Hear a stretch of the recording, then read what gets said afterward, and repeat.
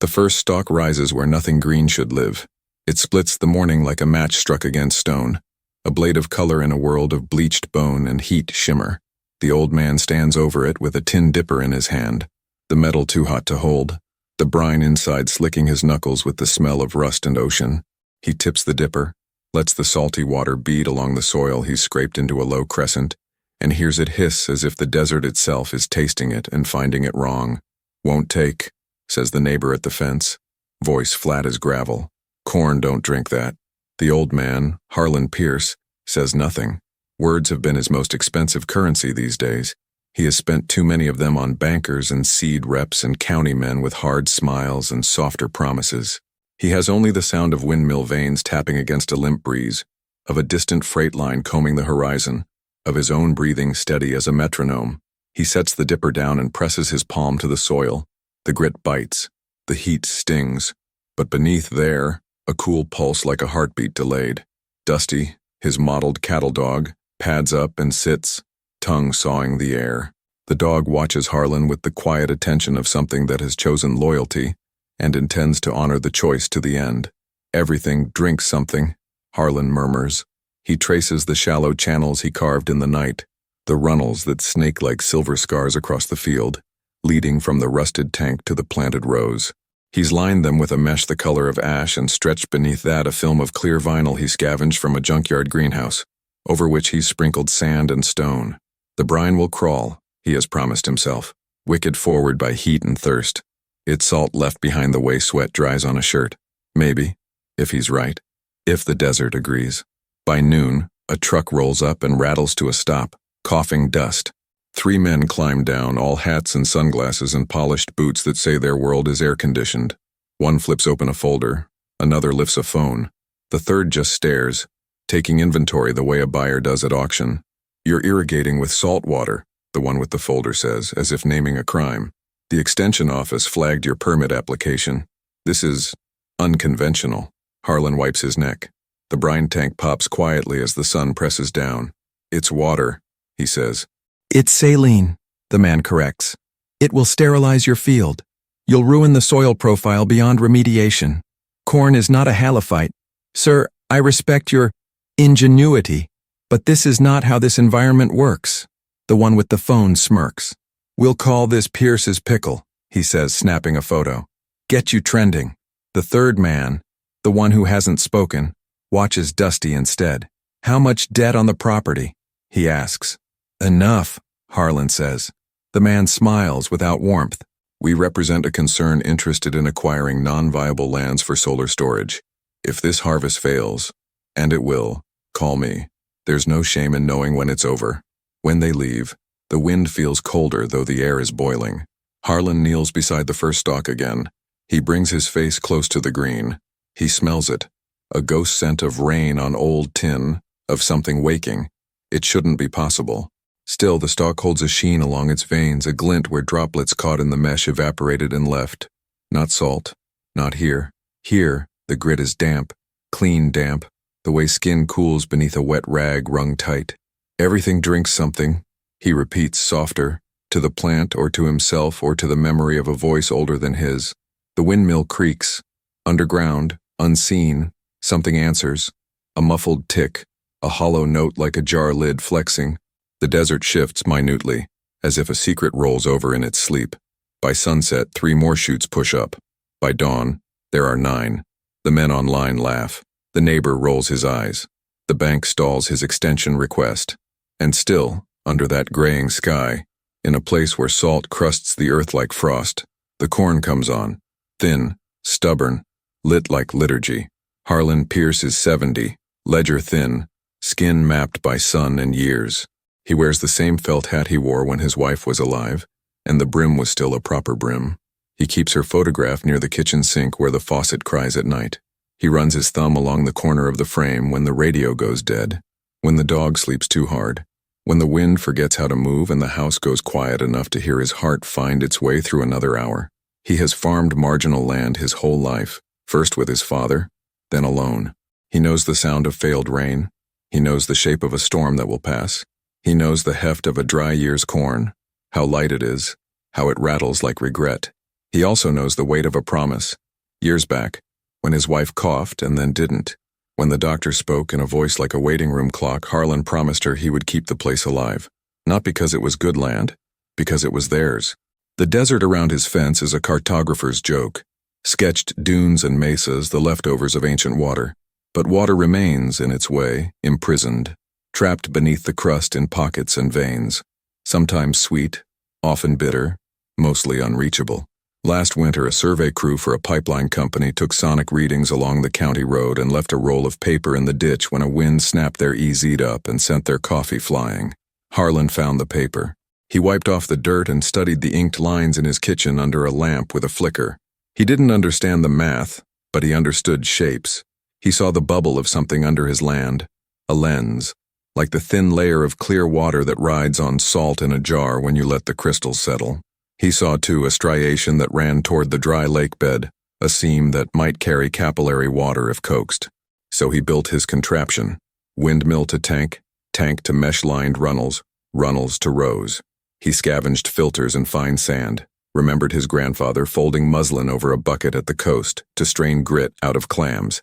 He smeared cactus mucilage along the mesh, slick, green, absurd, and watched the brine crawl and weep and leave behind a trace of white like chalk along the upper edges, while the lower grit stayed damp enough to darken his fingertips.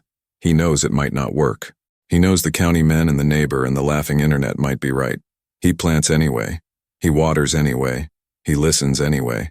Because sometimes the desert is less a place than a patience, and patience is a craft.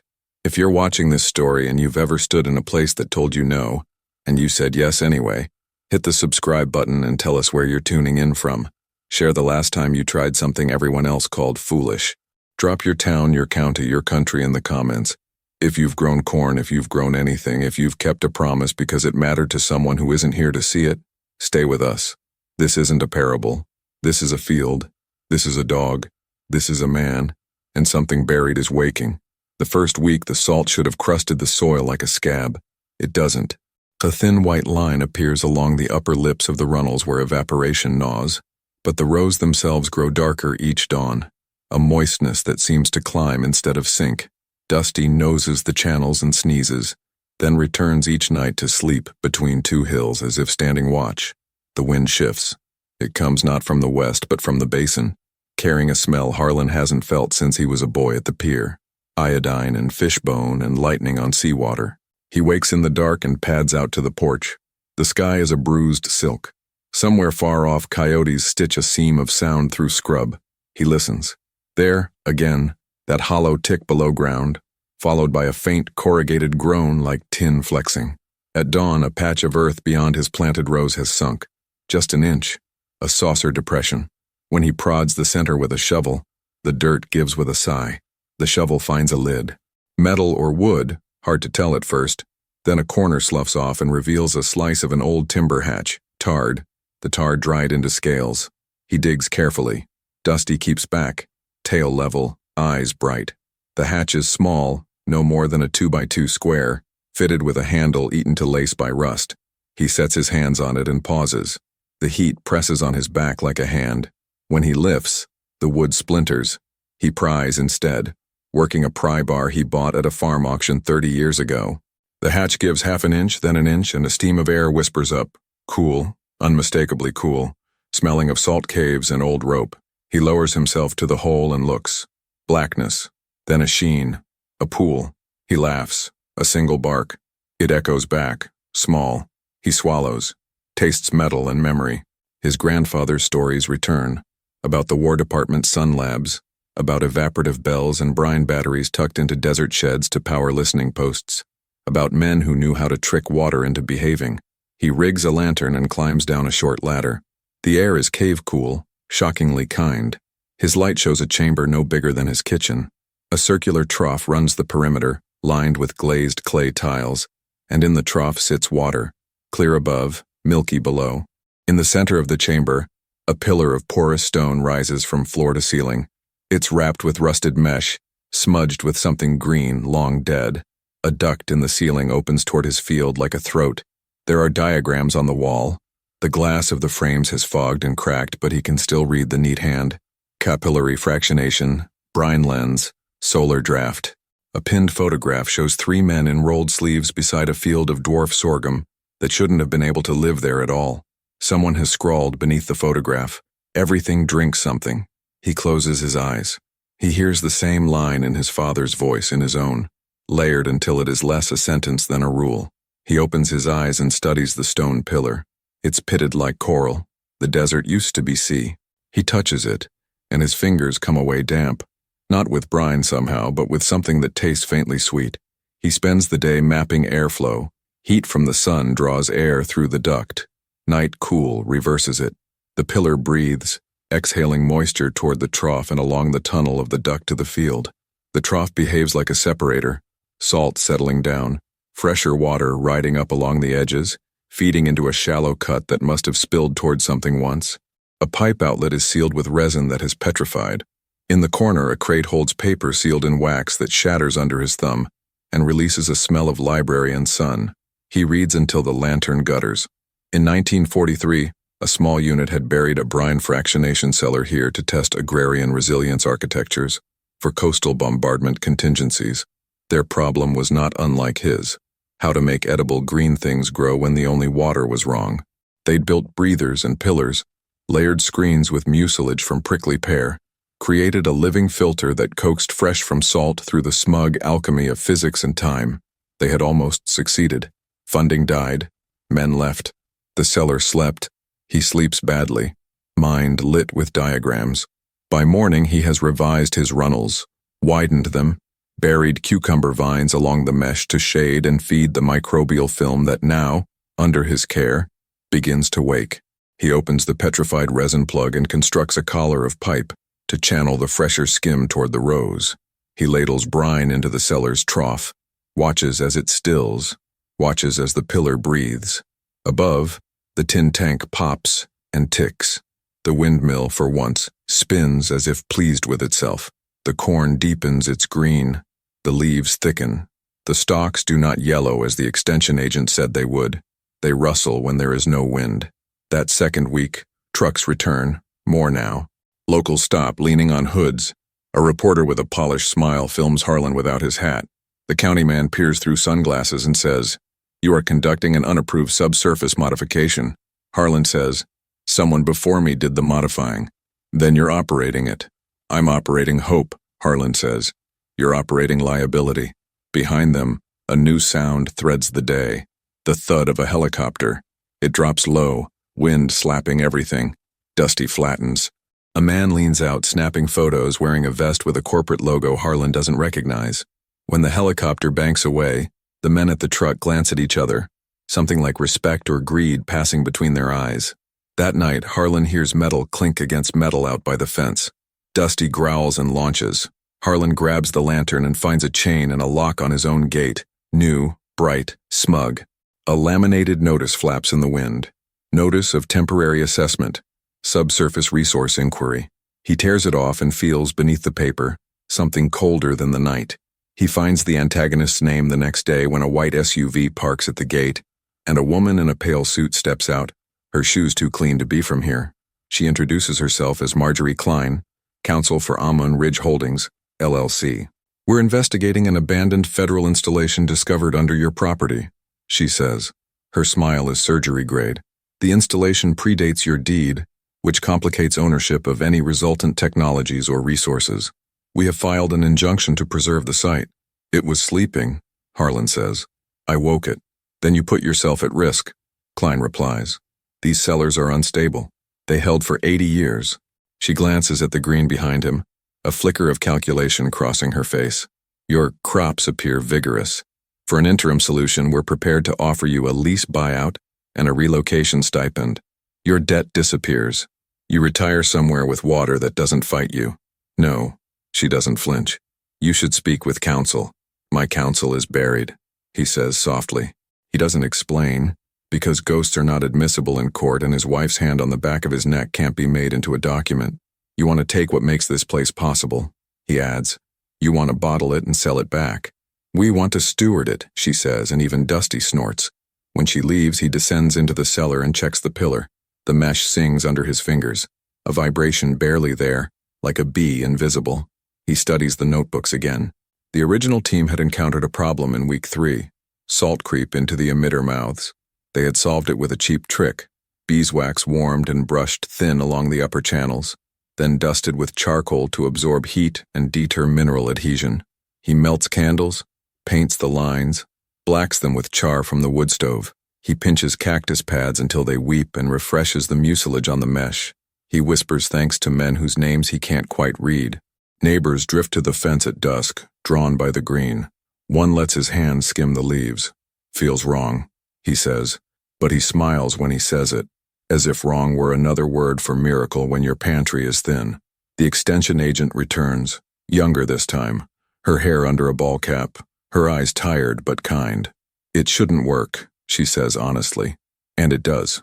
How? Do you believe in ghosts? He asks. I believe in capillarity and thermodynamics, she answers. But I'll allow ghosts if they follow the math. He leads her down. She stands at the foot of the ladder and swears. The good kind, the kind that's praise in a different vocabulary. Oh, she says, just that. Oh, that's, oh. They diagram together on his kitchen table, coffee turning into beer as shadows move. She calls her advisor, who calls a retired engineer who once consulted for a company that pitched a similar tech and was told to stop because it wasn't scalable. They argue about scale. They settle on simpler words. Enough. Could it make enough? They map flow rates. They calculate salt deposition and scrape cycles. They design a daily ritual. At dawn, feed the brine. At noon, brush the channels. At dusk, listen. At night, rest. He adds prayers because that's his ritual. The corn tassels early, fat with improbability. Dusty learns to patrol not just the fence but the berm where the runnels vanish into grit, because someone has started visiting at night. Boot prints with a chevron tread. Careful, persistent. One morning, the hatch sits askew. Harlan climbs down and finds a bolt loosened, a diagram moved. He tightens. He resets. He sits a while in the cool and listens to his breath count back to calm. Then the water disappears. It happens on a day when the wind screams and the air tastes of copper. He opens the hatch and finds the trough's level down by a third, the pillar drying along one side. He checks the tank. Full. He checks the runnels. Damp. He crawls the duct and finds, 20 feet in, a crack where the clay lining has sheared. A trickle glistens. He pushes farther and hears the faintest echo, not in front of him but below, the hollow sound of a new space. He fetches a crowbar and a rope. Dusty waits at the lip, whining, until Harlan lowers himself into the duct like a letter into a slot. He feels ridiculous, and then just feels stone. The crack widens under the bar. A wedge gives. He drops into a second chamber. This one is larger, reinforced with timbers and corrugated metal built in a hurry. In the center sits a drum with a hand pump and a gauge, its face spidered. A dry label reads, Brine Reserve, Secondary. Against the far wall is a rack of cells. Glass jars like batteries, their plates furred with crystals. A wire runs up through the ceiling and out toward the windmill. He laughs again, the same single note. The old cellar had been a heart. This was a lung and a liver both. He traces the line and finds a valve that had stuck shut and cracked the duct when pressure changed. He works it free with hands that remember other stuck things. Seized bolts. Grief. When he climbs back into the light, Klein is there with 2 men in county vests. You're trespassing, Harlan says, although he is the one covered in the cellar's dust. We're enacting a lawful inspection, she answers. We've filed an emergency order. There is reason to believe this installation presents a subsidence hazard. She hands him a document thick as a phone book. He doesn't take it. Behind her, the corn leans and whispers. The sky braids violet into its blue. Dusty presses against Harlan's knee and watches the men's hands. Take what you want, Harlan says quietly to the air between them. But you can't take the part that's not yours. We can take everything that is, Klein says. And we will. They come at night because that's when theft feels like procedure. A convoy of trucks moves without headlights until the last half mile. Then light blooms obscene across the desert. Halogens and flood units, a scaffold of white thrown over everything. Generators growl. A backhoe shutters off a trailer. The county men wheel a perimeter of plastic mesh around the hatch and tack up more notices. Klein watches like a surgeon again, hair unmoved by wind. Harlan stands on his porch with a shotgun unloaded and a phone that doesn't carry. He sets both down and picks up his hat. We do this quiet, he tells Dusty. We do this careful. He circles wide, keeping to the mesquite. Dusty moves ahead, a gray ghost. Workers in vests clip lines and lay hoses. Someone lowers a pump toward the cellar. A man in a hard hat shouts, "Negative air established," and another, "Commencing extraction." The pump coughs, then whines. The pillar will dry. The ducts will crack. The runnels will go still. He feels panic rise like a sudden fever and shoves it down because panic eats time. He slides into shadow behind the windmill and listens. The old machine has always spoken to him, stuttering, sighing, crying sleep and storm. Now he hears something else, a hum carried in the tower legs, subtle as a bee again. He looks up and sees the wire that the men in the cellar photographed, the one no one cared about because water, not power, is the thing. But power is also the thing. The brine cells, those jars with their furred plates, are conducting again, just a breath of charge, but honest. Enough to tickle a relay. Enough, maybe, to wake the kind of old farm hack that used to ward off coyotes, a clapper, a rattle, a light. He traces the wire's path into the small shed that used to hold his wife's laundry line, and now holds everything else. Inside, he finds the relay panel he rigged for the well in '89, the one the lightning cooked in '04 and he never quite threw out. He blows dust off the casing. The wire from the cellar enters a junction. Another wire leaves it, to the windmill brake. He remembers a winter when the brake locked and the blades spun themselves to death. He had rigged a failsafe after that. If charge spiked, the brake would grab. He didn't undo it when the system died because undoing felt like giving up. Now, if he can get the brake to ride instead of grab, if he can modulate the load, he can turn the windmill into a pulse generator, chattering the blades in a rhythm that will send vibration down the tower, through the duct, into the pillar. The pillar is porous. It resonates. That's what made it sing under his fingers. Vibration will make the mucilage fizz and the capillary films run. It will also make any loose, unreinforced edge down there, say a temporary suction hose the county men are lowering, shake out of alignment, lose priming, cough air. He works with wire nuts and a knife, hands as steady as if shucking corn. He sets the relay to trigger on the brine cell's weak breath. He pulls the brake cable taut, then eases it until the blades squeal and the whole tower groans in a heartbeat cadence. It's a silly hack and the exact right one. The desert loves rhythm. It hates straight lines. The pump at the hatch shudders. A man swears. "We're losing suction. Reprime," someone orders. The windmill dances, a jerky waltz, and the tower sings. The runnels answer with a faint changing hiss, the kind a kettle makes when it's almost there. Harlan feels something below him pick up the beat. Dusty barks once, surprised. Klein turns and sees him. She doesn't yell. She simply raises a hand and a private security man in black steps out of the generator glow, moving toward Harlan with that slow, loping confidence that says he has trained to end arguments. "Evening," Harlan says, as if this were a fence line chat. "Sir," the man says, stopping too close, "you need to return to your house. This is my house. Then you need to stay in it." From the hatch, a clatter, metal against stone. A hose leaps like a frightened snake. Brine sprays, stinging eyes. Someone kills the pump. In the shed, the relay ticks. The windmill's cadence quickens with a threat of charge.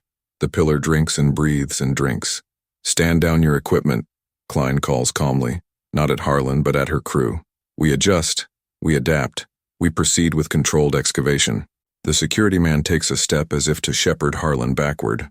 Dusty puts himself between, a low rattle in his chest building to a warning. The man assesses the dog, decides risk, looks back at Klein. She shakes her head minutely. "Not yet." Harlan says, "You dig, you kill it." Klein answers, "It belongs to the people, not to a single man." "Then let the people see it," he says. "Not just your papers. The people." He knows the internet laughed at him last week. He also knows the internet loves a fight and a spectacle and a miracle. He pulls his phone and raises it. He doesn't stream. He records. He walks to the fence and narrates in a voice that doesn't sound like his, because it's his father's and his grandfather's, and that nameless engineer's and his wife's too. They're trying to shut the cellar and kill the field. They say it's unsafe. I say it's alive. A neighbor's truck crests the rise and stops in the road. Another follows. Headlights line up like a pilgrimage. The extension agent arrives in a dusty Subaru, hair out of its cap, eyes bright. She walks straight to the county men and says, You do not have the authority to dismantle a historical installation under active study without a hearing. She says it loud enough to carry to the phones now lifting along the fence. She says it like a fact, and if it isn't a fact, it becomes one as people repeat it. Klein's jaw moves once, tight. She calculates again. Secure the perimeter, she says evenly. No equipment operations until sunrise. But sunrise is the cellar's ally. The brine warms. The capillaries run. The breeze builds, and the tower thrums. On the eastern edge of the field, the first tassels shake themselves awake and dust the air with pollen like a small earnest fog. The sight hushes the line of trucks for a breath that feels like a prayer. Then the east catches fire with day, and with it, the miracle. The rose that should have browned instead silver with dew, the kind you only see when a night remembers a river. Water beads along every blade, every silk, every green and gold edge, trembling as the sun touches it. It is not brine. Faces taste it, suspicious, then grin in ways men don't let themselves grin in public. The extension agent laughs, not polite. Dusty leaps and snaps at the glitter. The crowd breathes in. Even Klein looks up and for one unguarded second, looks moved. Harlan lowers his phone. He doesn't need it. The field is recording itself onto every eye there. By afternoon, the injunction meets a counterfiling from a historical preservation society the extension agent called from the road. The county attorney, smelling spectacle and votes, demands a pause. Amun Ridge's investors, sensing bad optics, retreat into statements about community partnership. Klein returns once, offers a handshake without an apology, and leaves with fewer trucks than she brought. Harlan and the agent and the neighbors replace the hatch guard with a lock of Harlan's choosing. They draft a schedule on the fridge, scraping, feeding, resting. A grad student appears, wide-eyed, asking permission to study the Pierce cellar, and Harlan almost tells her to call it something else before deciding that sometimes you accept the name the day gives you. The harvest is not record-breaking by river standards, it is absurd by desert terms. He sells enough to clear the note he's been sleeping beneath. He keeps enough to save seed, to share with the church, to hand to the neighbor who said it felt wrong, and watch him bite a raw ear and close his eyes. When the bankman comes with papers to sign, Harlan sits at the kitchen table and reads each line as if learning a new prayer. When he finishes, he walks out to the field and takes off his hat. The wind moves through the dry leaves like surf. He stands still long enough to hear again the seller's faint breath underfoot. He says, "Thank you," to the men who wrote in the neat hand, to the cactus, to the wind, to the stupid old windmill that refused to die, to his wife's empty chair. Dusty leans against his leg, warm and real. Klein sends a letter in a lawyer's envelope. It says that Amun Ridge will fund further study in exchange for access to non-exclusive data. The extension agent drafts a response that allows cooperation without surrender. "We will share the math," she says. "We will keep the heart." At dusk, kids come to touch the pillar's cool stone with reverent fingers. Harlan teaches them about capillaries using paper towels and colored water. He says, "Everything drinks something," and hears his father in his mouth, and does not flinch from the ache of that. He knows the desert will not always be kind. He knows weather remembers its own mind. He knows men like Klein's bosses cannot resist a second try when the crowd moves on. But for now, the rows stand as proof. For now, a place that said no, said maybe instead. For now, the voices at the fence sound like neighbors instead of witnesses to a loss. He sits on the porch when the air turns bearable, and the sky earns its stars. He picks a kernel from a cob and bites it and tastes sugar. He closes his eyes, and almost believes he is young enough to run again. You made it this far. If stories like this, about stubborn green in wrong places, about old hands that still learn new work, speak to you, watch the next one we've got queued up about a barn bought for $25 and the secret it refused to keep. Click to subscribe so you don't miss what happens when hope gets noisy. Tell us where you're watching from. And if you're standing somewhere that says no, remember, sometimes the answer waits under your feet, asleep, until you knock, and it wakes.